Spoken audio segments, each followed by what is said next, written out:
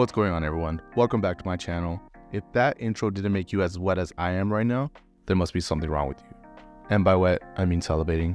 Because today, we are making an insane pan-seared ribeye with a sexy chimichurri sauce. This combo is my go-to for any and every occasion. It's absolutely amazing. So getting right into it, I've already preheated my oven to 400 degrees and you can see I'm getting my pan heated up. While that's happening, I'm liberally salting my steak. Typically, I use a finer salt instead of a coarse salt because I want the salt to blend in and add flavor to the meat instead of having big chunks of salt bursting in your mouth when eating. I love adding pepper at the beginning onto my steak. Some people will say it will burn in the pan, but I've never really had that happen, and I enjoy the toasted pepper taste. Once you season your steak and the pan is hot enough, then and only then I add my oil. The reason you're not developing a good crust on your steak and your meat is sticking to the pan is because you're not letting the pan heat up enough and you're not letting the oil heat up after. So once my steak is in the pan, I find that about 30 seconds to 1 minute per side is perfect before I flip it. What I do is flip the steak a few times until I get my desired crust, because at this point we're just going for color, and if I keep my steak on one side for too long, it's not a huge issue, but I'm going for a wall-to-wall pink, and the other method will give you some gray banding, which I'm not going for.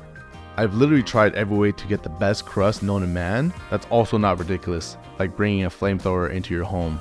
So I flipped it about 3 to 4 times and you can see how perfect this crust is. And at this point, it's still completely raw in the middle. So I'm transferring it to a tray to go into the oven to finish cooking.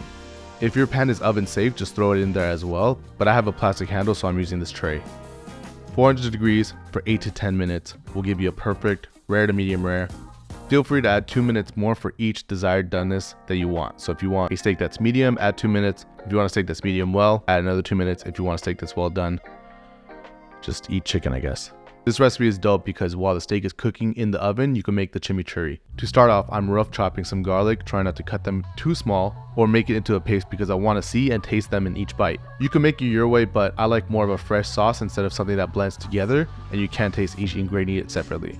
I'll do the same thing with the shallots. You can use red onions if you like, but shallots are just a bit sweeter, especially if you're going to be eating them raw, like in this sauce. It's so funny how cutting onions sometimes reminds me of my ex. Maybe it's the smell. She smelled like onions. Typically, a chimichurri is made with both parsley and cilantro, but I stick to just parsley because some people hate the taste of cilantro, where it tastes like soap to them. So I just keep it to one herb. It still tastes the same, but it makes it so that everyone can enjoy my food, especially if I'm cooking for like a big party. I love a heavy acidic sauce when eating a fatty cut like a ribeye, so I'm adding the juice of 2 to 3 lemons. I recommend you do as well. So the timer went off, the steak is done, so I pull it out, I let it rest for at least 10 minutes minimum, especially for a steak this thick. And if you do make this, follow my steps for the sauce exactly because there's reason to it. I'm adding the lemon juice before adding any of the olive oil because I want the acid from the lemons to break down and mellow out the garlic and onion. If you want to be fancy about it, they call it maceration. Most people think when I say that I'm saying I'm masturbating the sauce, so just be careful. Finally, I add some salt, pepper, a little red wine vinegar, and red chili flakes for some nice and subtle heat. Pour over a good olive oil. I'm using about 1/4 of a cup here, but you can taste it and see if you need more. Sometimes you're gonna need a little more fat from the olive oil. Sometimes you're gonna need a little bit more acidity from the lemon juice. It's completely up to you, and I highly recommend you making it your own and fitting whatever you think tastes the best. Once everything is ready to go and your steak has been resting, cut your steak into 1/2-inch slices. If you follow this method I just showed you, I promise you, you can have a steak that comes out as perfect as this one. You can see it's nothing but a great crust, pink throughout, and that's what I'm saying when I say I want a wall-to-wall pink. That's a perfect medium rare, just how most people enjoy their steaks. I personally can do it even more rare, but I know a lot of you guys get kind of squeamish with quote-unquote raw meat, so I'm cooking it just to a medium rare.